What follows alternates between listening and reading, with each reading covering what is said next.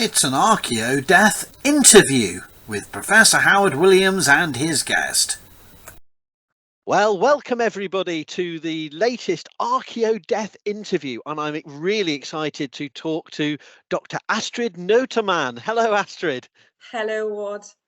And I want to start off by, I was going to introduce you as an archaeologist, a mortuary archaeologist, but you prefer to be called an archaeothanatologist. So I think perhaps before we get into the topic of today, which is the historiography of the Vikings in France and French archaeology, before we do that, could you give us an introduction to this term, archaeothanatology, and what it means as opposed to mortuary archaeologist or any other term we might use? Yeah, thank you. Yeah, it's a bit, it's always a bit complicated for me to define myself, especially when I'm not in France, because archaeothanatology is a very common word in the French language and people are very used to it. I'm not completely sure that they exactly know what is behind because it's such a common word. But basically, to be an archaeothanologist, it's when you specialize in excavating graves, looking at the taphonomy of the grave, the taphonomy of the decomposition of the body, in order to recreate, reconstruct what happened inside the grave from the inhumations of the burial until we, as archaeologists, we excavate it. And it's to take into consideration the dead itself, of course, but also the whole structure. So we're not only interested in looking at the position of the bones or see, oh, there's a body, there are grave goods, but we are also interested to understand what happens and what does it tell us about burial practices, of course, but also about the livings, about what it tells us about the society of that time. So the definition, I know, varies depending on the researcher, depending on the countries, but I think it varies mainly because it's a discipline that aims to change, to evolve, depending on, based on the discoveries, based on the advance of the science. So it's a very living discipline, and I really like this fact that it's always moving and doesn't want to stay on the path and having just one straight definition. So I'm an archaeothanatologist. As you say, I'm a mortuary archaeologist, but also an osteologist, because it's quite common in France when you excavate graves to be trained to study bones in the lab. So usually I do the whole package, I excavate and study the bones in the lab. So I have a really full picture of what happened in the past cemeteries. Well, that's very important. And of all the many things we could talk about, there are other avenues to your expertise. But I think that's really interesting because in the British tradition, there still is this very much a divide between lab-based osteologist and mortuary archaeologist, or archaeologist that happens to end up excavating graves. And I think while a lot of more, expert osteologists do come out to the field, osteoarchaeologists, I think, that there is still that division in the British profession and the British Academy between these specialisms. So I think that's really important. And I also wanted to say that I haven't got hold of it yet, but there is an English language edited collection on archaeothanatology that's only recently come out, edited by Chris Newsell, who I know from back in the day when I was excavating with him at Sutton Hoo when he was but a student, and so was I, would you believe it, and a co-author, Aline Schotzman, looking at archaeothanatology. And it's mainly French authors, but in English, yes. But it's also got some British and other contributors. So this discipline, I think, it's perhaps new. I know it existed for decades, but I wouldn't have been able to encapsulate. No. And one of the issues with the discipline was that it was mainly published in French language. So not really accessible. That's why it was for a long time a very French speciality, because French people, we're really used to publish in French, and we're not very comfortable to, it's better now, but to write in English. So I think actually this handbook is very important. It's important for non-French speakers to have access to what archaeothanatology is. And for French speaker like me living abroad, I think it's really nice because there's something very important in this book, and especially at the end, it's a translation or the equivalent between French words and English terms. And it's something that I really struggle in my work since I'm in Sweden now, because I mainly write in English. It's to find the equivalent in English of all the stuff I learn in French. And we have to be specific when we talk about archaeology, and it's very struggling actually to know exactly which terms are the correct ones when it's not your native language. Exactly. And, this leads us nicely onto the topic we've selected to discuss. So we could have discussed other topics, and you've done a lot on other things. But I wanted to ask you about the broader picture of how you got into archaeology and how you started off. How did you get into this archaeothanatology game? Yeah. So archaeology, it's something that, people ask me several times, in fact, like, why archaeology? To be honest, I have no idea. I have no idea why I chosen this sphere. It just came, I guess, naturally when I was appointed to select to which university I wanted to go after high school. I pick up the one with archaeology.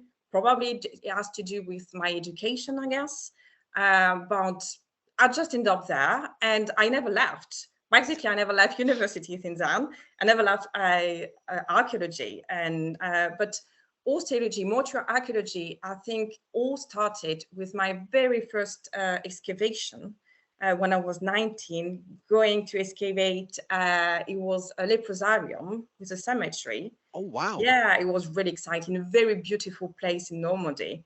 And I was just like, I'm curious to see what is to excavate a cemetery, what to excavate skeletons. And it was kind of revelation when my first skeleton came, like in a way, like just appeared. And so I was just like, it's what I want to do. I want to work with this material. And it was kind of love at first sight. And from them, I know I want to work with skeletons. I want to work with, how people bury their dead. What does it mean? So it was really important for me to link both, like the materials, the skeletal remains, and also understanding the living through their graves. So, yeah. So that was a leper hospital of what, the 12th century onwards? It was, 12th century. It was not really a hospital. It was a very small place, remotely in the Norman forest. It belonging to a small community, very nice place with a small chapel and some small buildings around. Okay, it's really isolated, right? Yeah, to welcome these people, and they were buried there, and it was very fascinating. It was 12th, 13th century, essentially. And I came back to the excavation because it was a research excavation. I came back there, I think, 4 years, doing 4 years. So, yeah, quite something. Well, that's fascinating. Thank you very much for that introduction. And so how did this lead into your main areas of research and publications to date, which will obviously be slightly different from what we're talking about today because you're moving into new areas. But, I would love to learn about, and my viewers, listeners would like to hear about, where did this go? How did you get into the specialisms, and what have you done so far in your career? Yeah, I think it's mainly based on, meetings, opportunities. And when I started university, I have a master's degree in mummification in Peru. So I was not supposed to study a Merovingian period like I'm doing now, or the Vikings. My aim was to look at mummification in South America. Wow. Okay. And but when it was a time for me to do a PhD, I realized that doing a PhD is a big job. It's very tough, and you need support. You really need support from your supervisors. And I realized that it was something that would happen. Like, my supervisor we're not there during my master's thesis. I took a year off and work for a regional archaeology company, and reading papers about thinking what I would like to do with my life. Do I want to carry on in archaeology? Yes. I realized that yes. And what I would like to do is really to work with the skeletal material. Doesn't matter where, doesn't matter the period.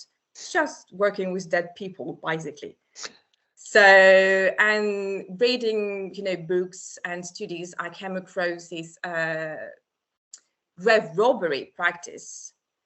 And I was just like, sounds very cool. And I started to read about the Merovingian in France, and it changed completely my idea about this period. Like, I had very negative and a lot of prejudice about Merovingian period in France, like very dark, not very fun, not a lot of remains, not very funny to do, but actually just amazing.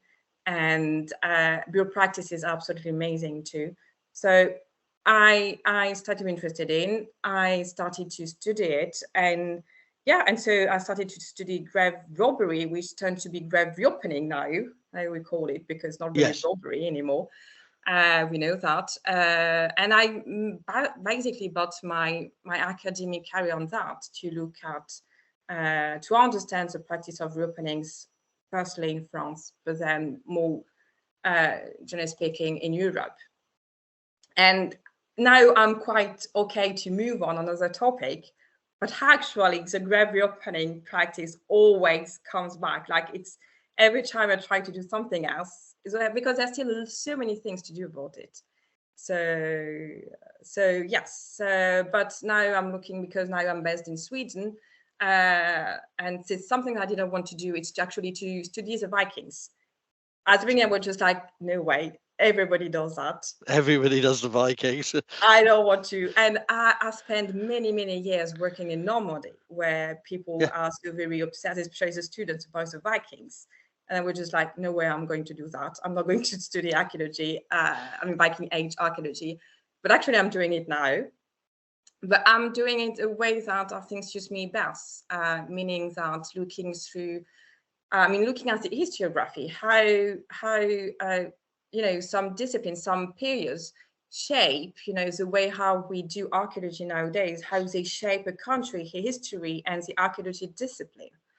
So that's how I like to talk about the Vikings. Well, that's fascinating, because you're already a well-established expert in your field, but I think from an early point, we all, I think, going on this journey into the study of the early Middle Ages, we realized very early on that you cannot practice the archaeology, you cannot research and write about the archaeology of this period without front and center being aware of the complex historiography, the politics, some of which is sometimes really stark, really overt, the funding of an archaeological project to prove X and Y. We have that in France, we have that in UK, we have this is nothing new.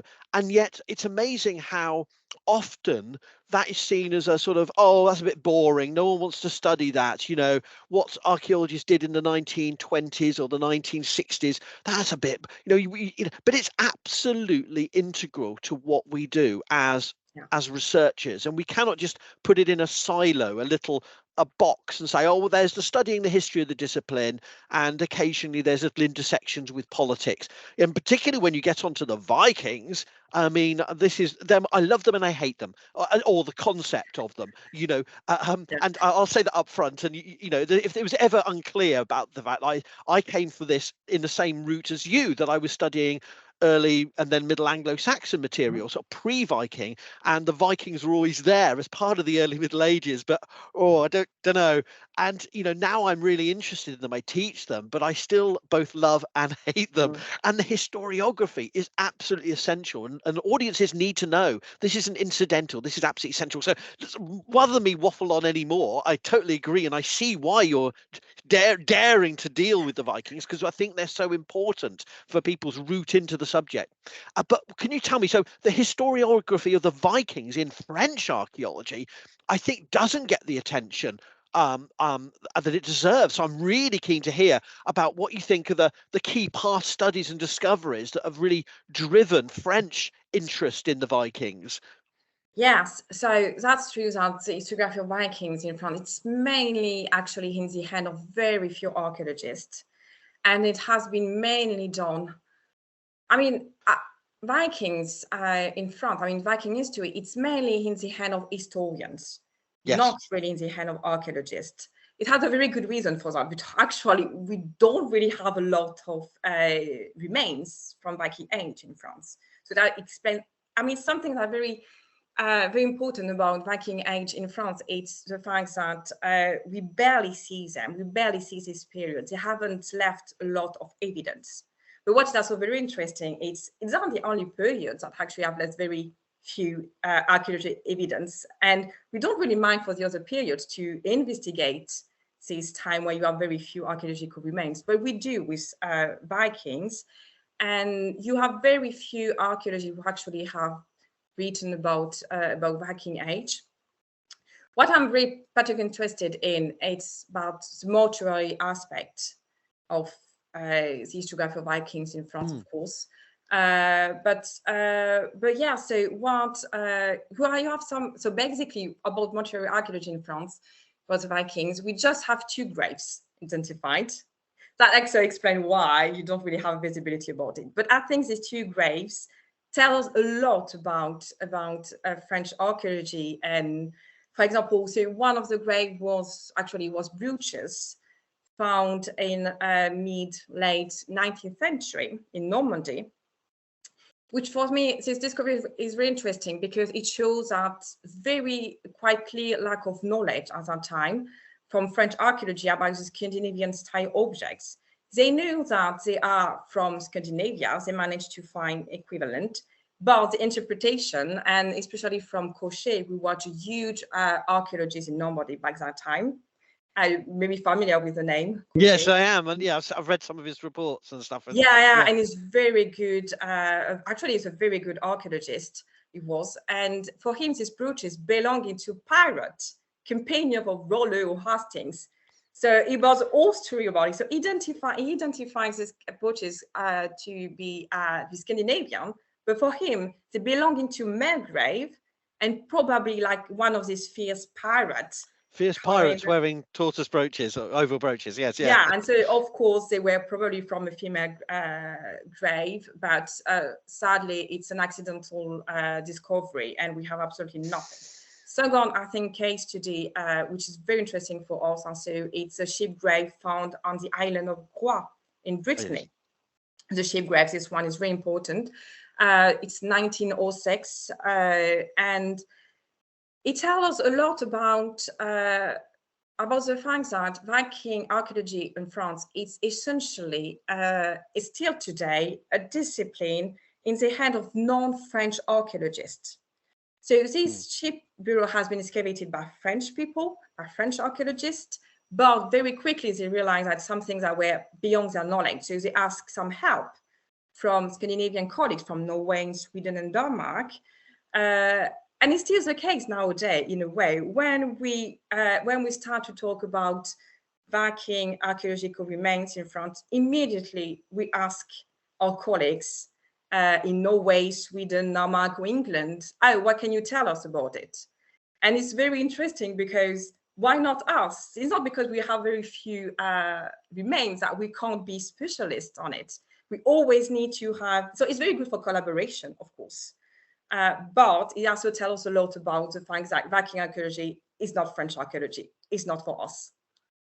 Fascinating, isn't it? And that's I've come across, I mean, at various international conferences over the years, less so recently, but with COVID and other things. But there's a linguistic issue, but there's also a post-Second World War dynamic that plays out, that the Viking congresses and all of those meetings, the Saxon symposiums, have been aligned in various different ways in dealing with the German problem, or the problem of post-Second World War German academy, and how do we either include or exclude their domination. And from a Viking perspective, I've seen that very much, everyone but the Germans, then slowly transforming into including the Germans. I mean, seriously, in the 50s, 60s, this was a sensitive issue, but also how much that has been a Scandinavian Anglophone dynamic, or Germano-Anglo dynamic, and France has been either, I don't know if it deliberately sidelined, but certainly the mixture of perhaps a French nationalism on the one side and an Anglo-centric attitude. I don't know, but I wouldn't like to apportion blame, but there is certainly a divide, isn't there? Yeah, absolutely. I mean, with the French, so at the same time, of course, 50s, 60s, 70s, we can see an interest in the Viking past in France, in archaeology. That's very true. But just among very few people, like really the hand of very few people. And it's a very regional thing. So especially in Normandy at that time, it started a bit before beginning of 20th century, but it's very appealing that you see that Normandy has really tried to find its own identity by relying on, acceptable ancestors, acceptable figures, so they can embody the country. The country is very, the region is very fierce, so they needed something that helps them to a bit stand them out, a bit, like Brittany on one side, which is very strong. We have a very strong identity, and especially with the South. And on the other hand, Paris is also it's very regional, very strong too. So it's mainly very regional thing. And we can see at the same time as we talk, we have a kind of very nationalistic discussion about the Vikings in Normandy at that time. We have journals like, we call like Nordic or Handel, that's supposed to tell how great Normandy was in the past, how the Viking blood helped the Normandy to be so proud, to have this strong individual on the soil. So it was really something. But also, it didn't really help actually the discipline, the fear, because this kind of discourse, this kind of interest about Viking were shaped by these very nationalistic people. And they invited archaeology, like very good historians, many historians like Régis Boyer, or Lucien Musset, was very strong figure about the Viking history in France. And it didn't help because based on that, from this period, they started to have a kind of suspicious about Viking studies in France. Like, is it good Viking studies? Is it something we can really rely on good sources, or just a way to rewrite the story, to write history? So from after the 70s, we have this kind of zoom out and like, no, we don't want to deal with the Vikings anymore because we're not really sure that studies are very good studies. We can really rely on them, and we're not really comfortable about also the fact to try to find the Vikings in the cemeteries. And it also has to do with how physical anthropology was in the 19th century in France, how we were interested to find races based on, on the skeletal remains, to look at the shape of the skull, kind of things. And it really, really deeply marked French archaeology.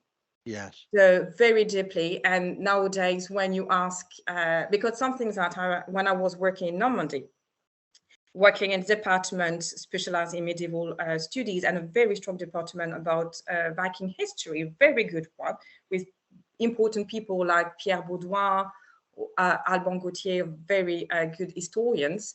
It was very common to have this discussion between the historians and the archaeologists, osteologists, our department, like historians like, have you found Vikings in the cemeteries? And osteologists like, no, because we don't care. And because we don't want to, there's a very resistance about it nowadays. And was the racial underpinnings, was that very much focused on distinguishing between Gallic, Gallo-Roman and Frankish? The barbarians and the indigenous people.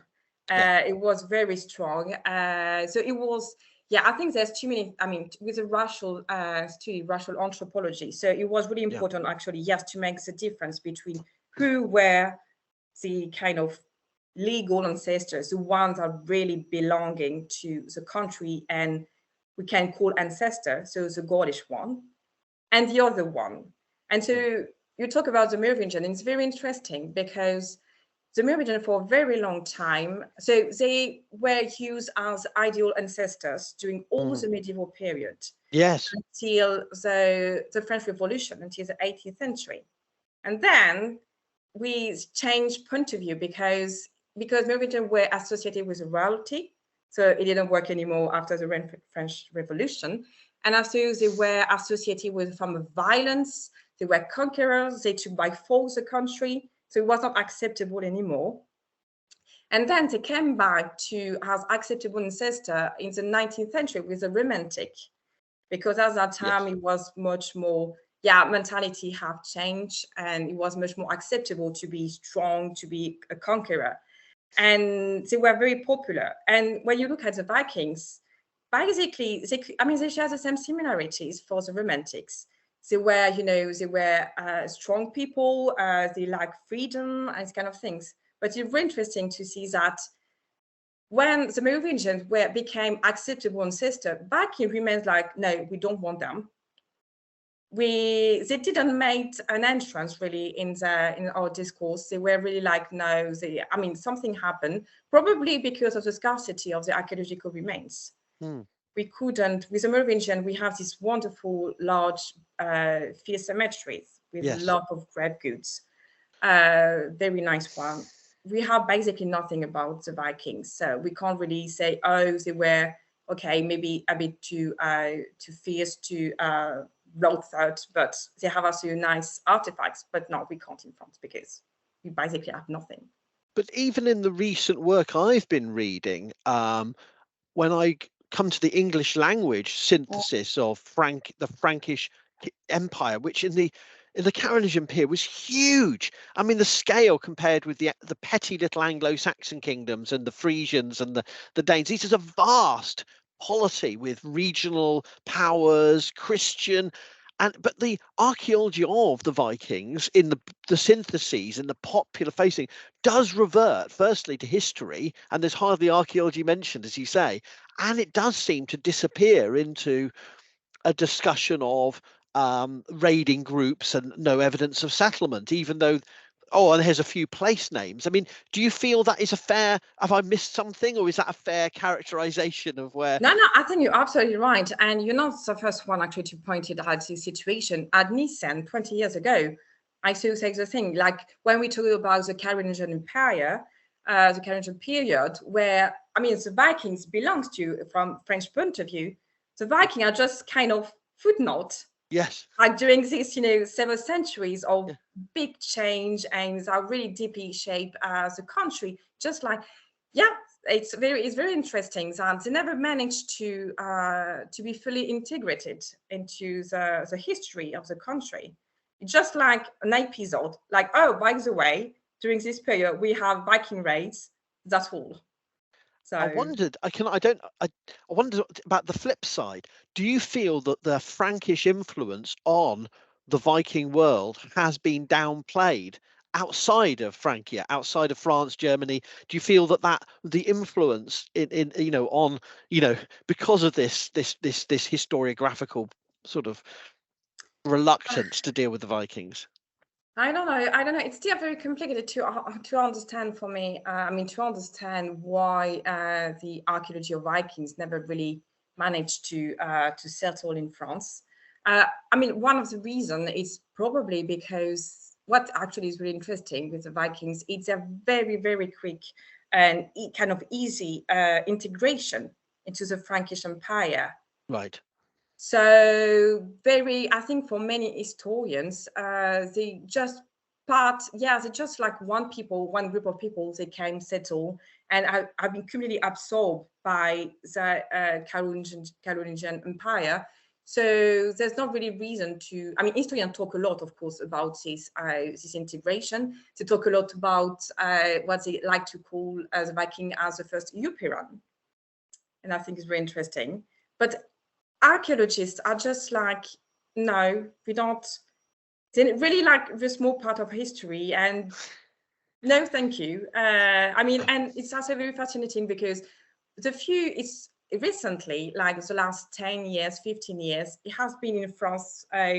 So we really try to find the remains of the Vikings in France for like a century, really deeply, and especially in Normandy. Michel de Bois, who was a very huge figure in medieval archaeology. He is the driving force behind medieval archaeology in France. And he really tried to find the remains of Vikings in France, because we have a lot about it. And he stopped after him. And nowadays, it's very funny to see that the recent publications about the Vikings, it's very funny because the titles are just like traces and absence of traces, modern archaeology facing the paradox of Viking presence in France, or the archaeological fantasy in the perception of the Viking moment in France. So we deconstruct completely. We are in a very deconstruction approach of the Viking remains, always trying to challenge them. Like, are these really from the Viking period? Is this really Viking artifacts? So we have these publications like, oh yeah, we thought it was, but actually it's not, and we don't really have. So it's very paradoxal.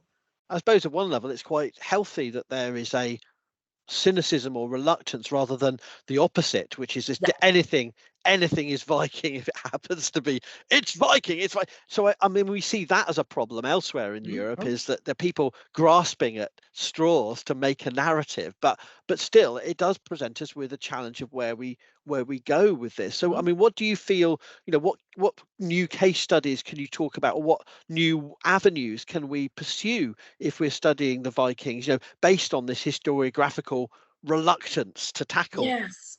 So French archaeologists are very, as you said, reluctant to identify Viking remains in France, and they really like to show that actually what we thought were, I mean, Vikings, or I would say much more like Anglo-Saxon. I know Anglo-Saxon are not the right term anymore, but yeah. Anglo-Saxon remains actually are not.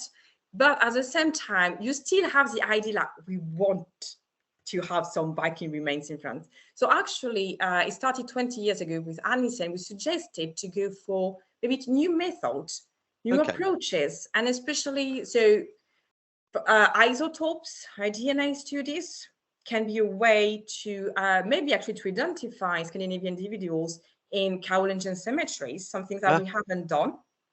And can be actually very interesting to see actually how many actually stay, and from when. And so, but still with France, very difficult because of money issue, basically. We don't really have a lot of financial support to do this kind of studies. So, and also there is still this resistance about to identify a specific ethnical group inside cemeteries. But also some researchers have pointed out the fact that we should just look for the Viking remains where they're supposed to be. And we haven't really done it. We are really focused on Normandy, we are really focused on the Seine, but they have been everywhere in France. Yeah, So I mean, looking at map of Viking activity, Christian Koeman's map of the Viking activity, and they're not exactly, it's not coastal, it's like up every river, major river system, Loire, the Seine, exactly. Yeah. And so, and very recently, in one of the French rivers, more in the center, the Charente, actually they found, I think, where actually the most impressive numbers of artifacts related to the Vikings, and they are related to boating and fishing activities. And we were very obsessed to find the Vikings in Normandy, but in fact, they left probably more remains outside Normandy. So it should probably be very good to start to investigate valleys and rivers where we know, based on the written sources, where they have been, where they settled, because for a period also, we know, I mean, beginning of Viking period in France started with raids, but after a while, they changed, approach and settle, have this winter base and settle. So maybe it's where that we should start to excavate and investigate to see if we can find the evidence of their, temporary settlement and to know more about them. Now, I've got to be careful with how I say this, but let's just say in the UK, we are lucky to have hardly any proper restrictions on metal detector users. Lucky in the sense that does produce a lot of fines, but we're also, for listeners who may be angry at me for saying it like that, we're also acutely aware this is hemorrhaging vast amounts of cultural sites and materials into the international market. And I'm not an advocate of unconstrained metal detecting, but my point is, at least in the UK, there's been a high profile case of prosecutions of people finding a Viking Age hoard and not reporting it. But my point is, at least we're getting some of the Viking period metal detecting finds. In France, you have much different laws, yeah? Yeah, we have very much different law, and we are very different when we talk about metal detecting. It's completely forbidden without. It's not forbidden in this. Everybody can do that, but it's forbidden to look for archaeological remains. And we have very strong policy about it, which makes every discovery, very accidental discovery, very complicated when it's not done by an archaeologist, because usually people are just afraid to be arrested, prosecuted, so they just do not report it. And it's probably that if the things were, are managed in a different way, definitely we will have much more, we'll find much more remains related to the Viking period. I'm thinking about this huge hoard which has been found some years ago. It's an Anglo-Scandinavian hoard, very interesting. And Jens Christian Mosgaard, which is at Stockholm University, published about it several papers, tell us a lot about how, the relationship between people coming from England at that time and settled in France and the economies kind of things.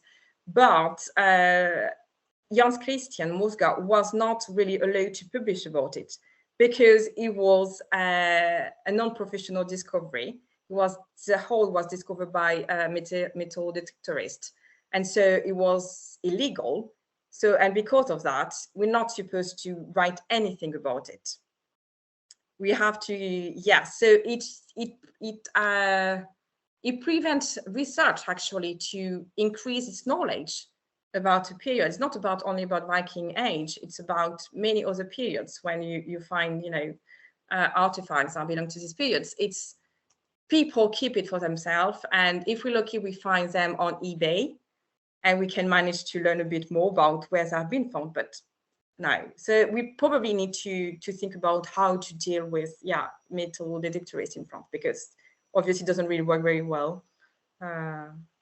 So wrapping my head around this, it seems like you've got not only historiographical intellectual restrictions on looking for Vikings, but financial, legal, and various regional cultural aspects to this. It's a complicated reason why we've got this reluctance to do the archaeology of the Viking age, or to frame it that way. Is there anything we've missed from that, or do you think that's a fair characterization?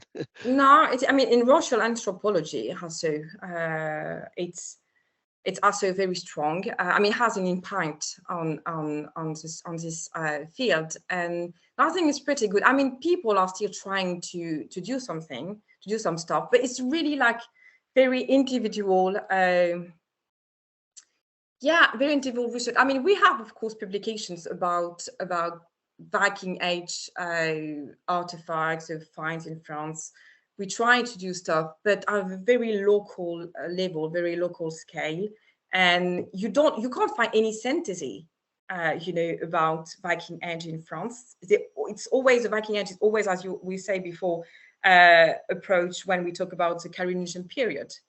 You don't really have good papers that some of what has been. You have some, but they're always the same, and don't. It's a bit frustrating actually, because we don't really. The only explanation actually that we say, we don't do archaeology of the Viking in France, just because we barely have remains. But I think it's not a very good way to think about this field. I think. So almost, sorry. Sorry. Yes, please. No, the thing is, now I'm more on social media, and I'm aware there's some very informed people wanting basic information. Am I right in saying, A, there's no up-to-date historiography of Vikings in French archaeology, and B, there's no popular English language synthesis on Vikings in France or Viking, any basic introductory book, is there?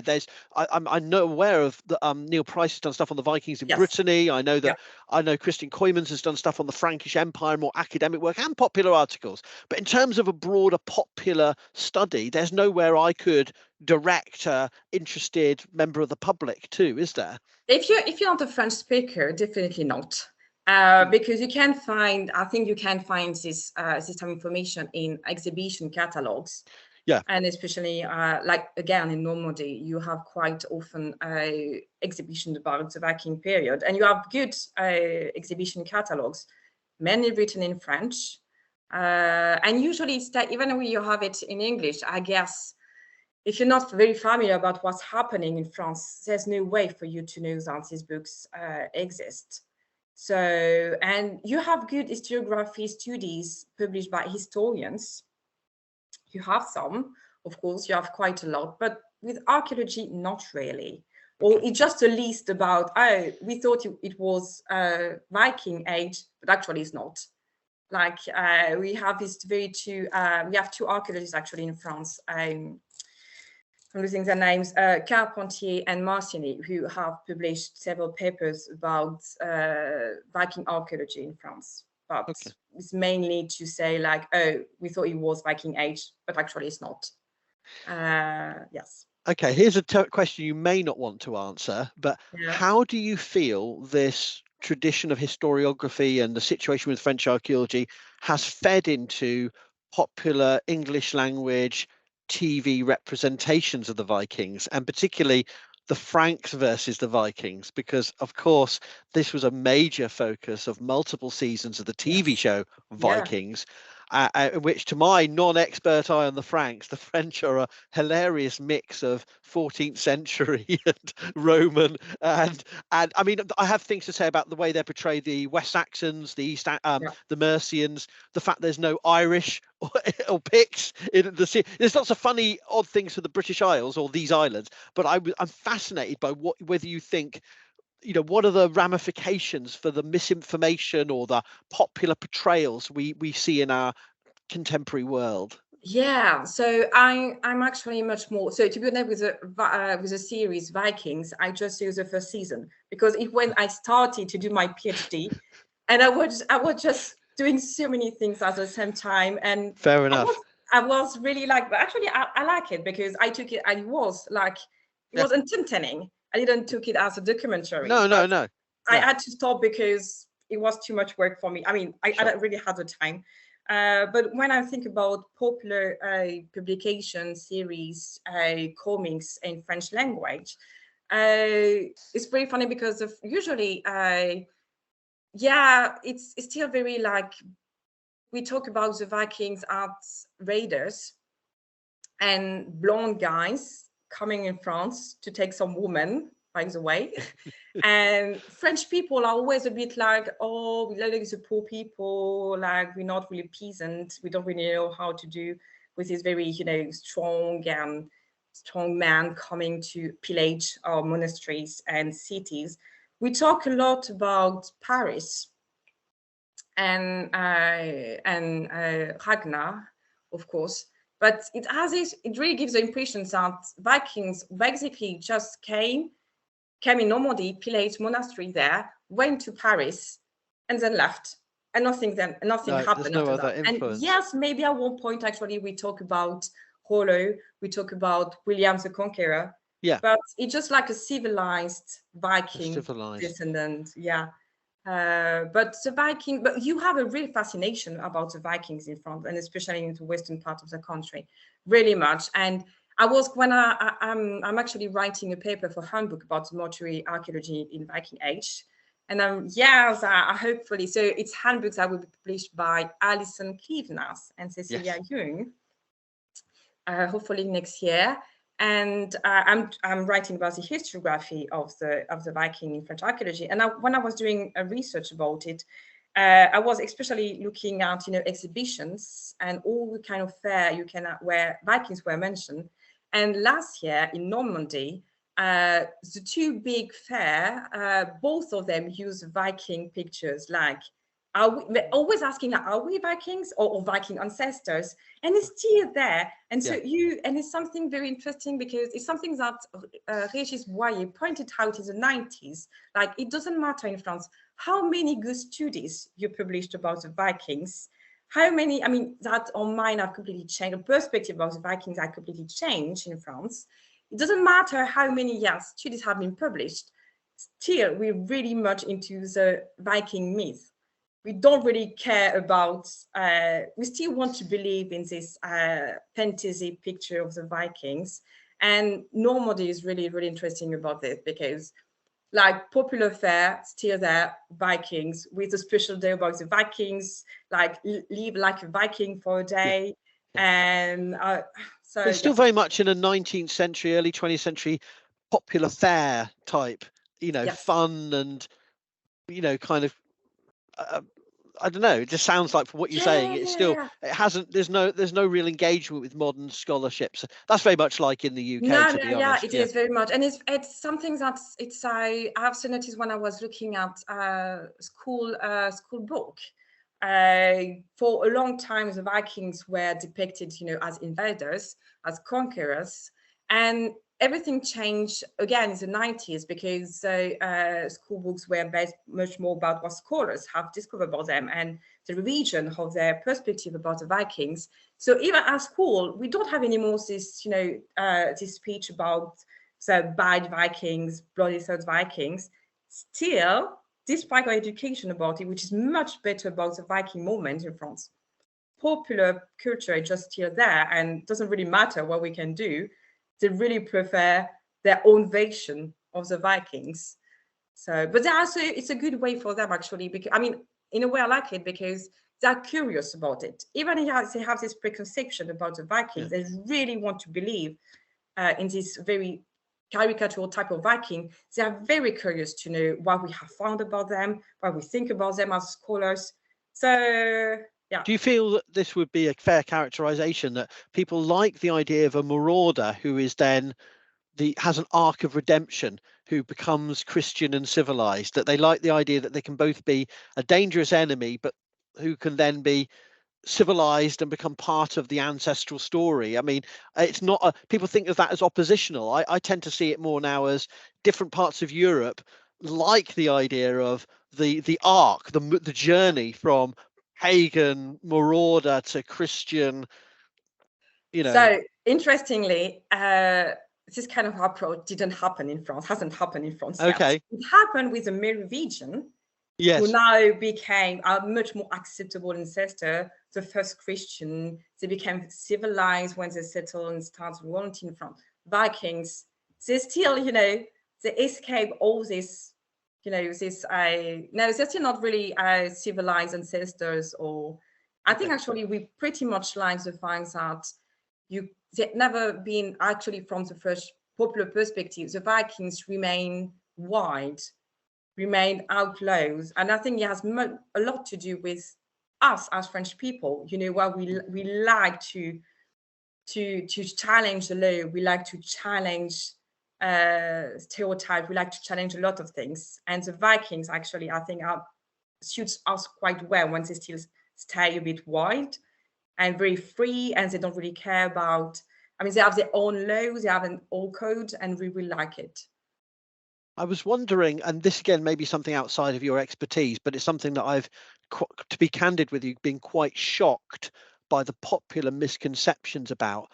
But in relation to the Franks, the Vikings as victims, because in some areas of social media and some American and Scandinavian communities, the only interaction the Vikings have with the Franks is comes from the misunderstanding of Christian conversion in Scandinavia as equivalent to Charlemagne's wars with the old Saxons, conflating all of this into a early medieval version of North American colonization. So the Franks are the bad guys who impose Christianity, who slaughter the pagans, and they in the popular perception they are mixing up the 1st, 2nd centuries, the 6th, 7th, 8th centuries, everything from Tacitus to the Northern Crusades against the Latvians and the whoever, they're seeing Christianity, and Charlemagne is a kind of a snapshot for that. They see the Franks as the aggressors, as the imperial force of violence, the a proto-French empire, proto-British empire in their mind.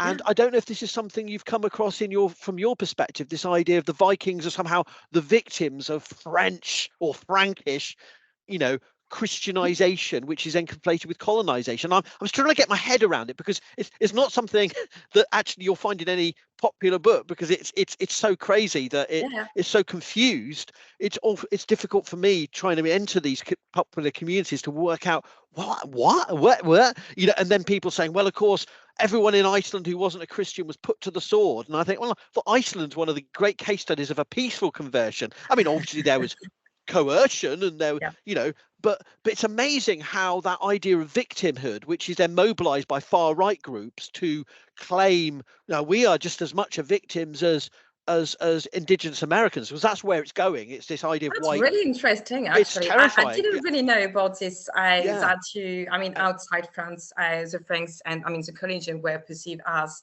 and the bad guys in a way, and because it's the other way around in France. The Vikings are the bad guys. They were the one who, you know, they killed everybody, and they were responsible a long time. We thought they were responsible for a kind of, you know, collapse on part of France and participate to the collapse. Yeah, at some point, the Carolingian Empire, they were responsible for the depopulation of some regions. Like if some regions were empty, which was absolutely not the case. But for example, again, in Normandy, we saw for quite a long time that because the Vikings, there were nobody left. Or they were all have been killed, or they just moved in another part of France because they couldn't cope anymore with all the raids. But actually, when they started to settle in the late 9th century, of course, Normandy still had, you know, people there. Yes, of course. So, no, definitely the Vikings always been, you know, perceived as the bad guys, the one who destroyed everything, killed everybody. We talk a bit about slavery, but not so much. Yeah, it's not the other way around, which is quite interesting. It's really shocking to realise, and trying to gauge as an academic how to respond to this kind of misinformation, or to, well, yes, there was, you know, of course, the early Middle Ages are full of violence, but it's trying to, any kind of qualification can lead to more misinformation. So I've been struggling to work out how to deal with this one, because it's come up in the last couple of years, and realizing that in some American and Scandinavian and British contexts, the Frankish, you know, Charlemagne is like the ultimate evil, and as if, and I'm, you know, I'm not saying I have great opinions of the guy or anything like that, but this is kind of the kind of pop history that's based on reputation and good guy, bad guy, and colonization is always the same, whether it was from the ancient world to the 19th century, and it's really difficult to gently and without being, you know, alienating people, point out that this is really laboring, feeding a very, you know, extremist narratives about, I know, so I don't know, that was perhaps I completely agree, and I agree with you that it's very challenging to change, you know, mentalities about it, and even to know how to do that, because it's so deeply rooted in our society, in our history, that's very, very difficult to move the lines about it, to change mentalities. And French historians, many historians are trying really strong, really trying to change mentalities about Viking period in France. But it's still a challenge. They still need to explain they always is not the idea. I mean, I have been reviewing some popular magazine about archaeology and history for this paper, actually. And really recently, beginning of this year, actually, a new popular historian magazine is published about the Vikings. A very interesting one. Well, we're still there to explain, no, the Vikings were not just bad people. They quite bring a lot about history, and they talk a lot about what is a Viking from the terminology property, what is Drakkar, of course. We're still there. And when I compare with the previous publications, it was back, 10 years, always the same, the same type of article, always the same questions. So we repeat the same thing for the last 20, 30 years. Still, people don't want to believe in that. They still want their Vikings. Well, notwithstanding that, I'm keen whenever you find them have the mental strength to face watching these TV shows. Maybe you should never do it, but maybe, I'd be interested in your views, but also you've mentioned this chapter coming out next year. Is there any other places where people can go to find out about your research on this, or is that, hold on, that chapter's coming out next year? Is that the main thing happening? So about the Vikings, yes. Viking, it's it will be mainly this the chapter. But in the future, it's something that I really like to develop, to carry on working on that, and especially from making comparison about the depiction of the Vikings between actually France, England, and Scandinavia, to see how the figure of the Vikings have been. How they have been depicted, how it's been figured in all these countries, and to compare that and to see what they tell us about the country, how they deal with this past, how they use this figure. So it's a process I would like to develop in the future. So a bit away from archaeology, but still, because especially in France, all these figures like the Merovingian, the Gaulish, the Vikings are based on archaeological discoveries a lot. Yes, of course. So yeah. No, that's fantastic. Are there any? We'll obviously put links to you and your publications in the description for this video. Is there anything else you would like to tell us about while you're here about this topic that we've perhaps missed out on? I mean, there's probably a lot more to say about it. Yes, sure. But yeah, we'll provide links. I mean, if there's a good, accessible, sadly French, but still very good accessible publication in French. That I think we can make the link. I mean, we can refer to which is a blog. I mean, video. But yeah, about my work for the moment, it's mainly about archaeothanatology and what we call the early medieval period. Yes. For me.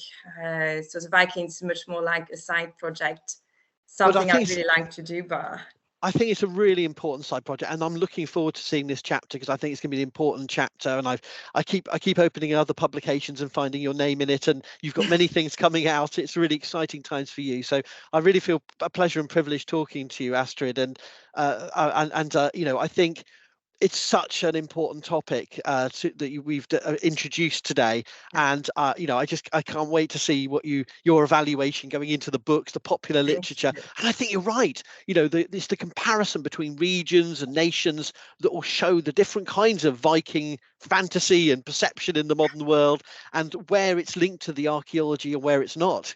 But that's going to be fascinating. I think there's so much more to be done on this. Thank you so much for joining me. You're welcome. It was very, very nice to talk about it. I really look forward to be able to actually to carry on working on that topic and to carry on to explore how this historiography of Vikings in French archaeology explain how actually we do Viking archaeology in France or not.